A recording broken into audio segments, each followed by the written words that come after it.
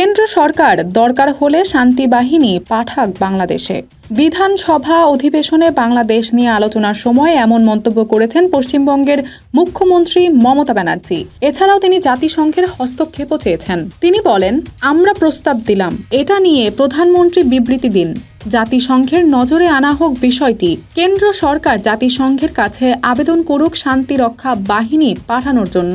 সোমবার 2 ডিসেম্বর বিধানসভা অধিবেশনের প্রথমার্ধে যোগ দেন মমতা। একাধিক বিষয় নিয়ে বিবৃতি দেন তিনি।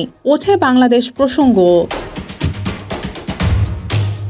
মুখ্যমন্ত্রী এ বিষয়ে বাংলাদেশের সঙ্গে পশ্চিমবঙ্গের সম্পর্কের কথা উল্লেখ করে বলেন, বাংলাদেশের একটা জাহাজ এখানে আটকে যায়, আমরা উদ্ধার করি, চিকিৎসা করি, ফিরিয়েও দেই, কিন্তু আমাদের বন্ধুবান্ধব আত্মীয় স্বজনের ওখানে সম্পত্তি আছে, পরিজন আছে, ওপারে থাকে, ওপারে ছেলে মেয়ের বিয়ে হয়েছে, তাদের অফিসিয়াল পাসপোর্ট আছে। বেআইনি অনুপ্রবেশ নিয়ে বলছি না, সেটা কেন্দ্রের বিষয়। এখানে কেন্দ্র সরকার যা করে তা মেনে নেই, কিন্তু 10 দিন ধরে দেখছি কেন্দ্রের সরকার চুপ করে আছে। তাদের দল বলছে সীমান্ত আটকে দেব, খাবার পাঠাতে দেব না। কেন্দ্র একমাত্র বললে আমরা এটা করতে পারি।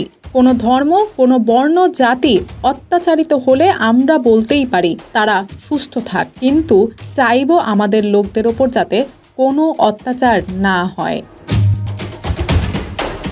এরপর সুর চড়িয়ে তিনি নিজের অবস্থান আরও স্পষ্ট করে মুখ্যমন্ত্রী বললেন, আজ বিধানসভা থেকে বলছি, পার্লামেন্ট চলছে, প্রধানমন্ত্রীকে বলছি আপনারা বিবৃতি দিয়ে জানান, আর আমাদের লোকদের ফিরিয়ে দিতে চাইলে আমরা তাদের এখানে ব্যবস্থা করে দেব। আমি খেতে পেলে তারাও পাবে। আমি ইসকনদের সঙ্গে কথা বলেছি, জাতীয় পতাকার অপমান এভাবে হতে পারে না। কেন্দ্রের কাছে প্রস্তাব পাঠাচ্ছি, দরকারে ওই দেশে কেন্দ্র সরকার প্রতিনিধি পাঠাক শান্তির বার্তা নিয়ে। কেন্দ্র জাতিসংঘের কাছে আবেদন করুক শান্তি রক্ষা বাহিনীর পাঠানোর জন্য। সূত্রের খবর, মুখ্যমন্ত্রী এই প্রস্তাব আবেদন আকারে ভারতের প্রধানমন্ত্রী ও রাষ্ট্রপতিকে পাঠাবেন বিধানসভার স্পিকার। দৌলতে আকন্দ শরণ, পিডি আর্কাইভ।